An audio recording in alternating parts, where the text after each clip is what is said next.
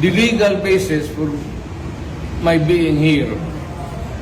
As apparently I was brought here not of my own volition. It's somebody else's. Kung hindi ibang tao, ikaw siguro, because this is your structure. So you have to answer now for the deprivation of liberty. Kung general naman kayo, alam naman na hindi man lang siya na-serve kung anong kaso kung pinag-charge sa kanya ngayon. Hindi niya alam.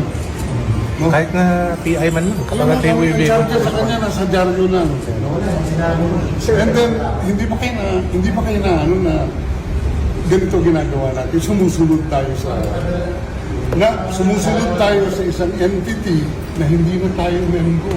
Nag-withdraw na tayo. And yet, sir, you are the Prosecutor General. Yes.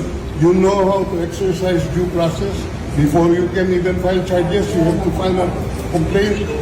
We have to file a counter affidavit. Without doing those procedural process, here we are being issued a warrant of arrest, questionable warrant of arrest.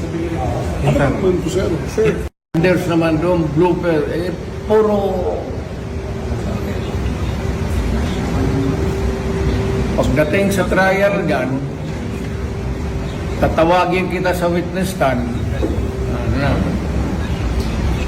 Sabihin ko, you're the person who arrested me.